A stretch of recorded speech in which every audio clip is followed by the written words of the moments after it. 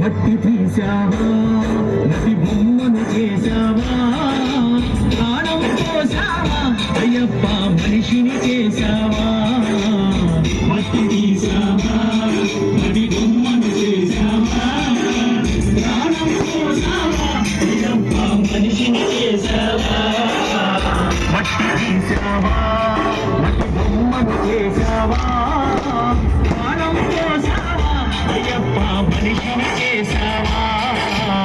మట్టి తీసావా నది బొమ్మను చేసావా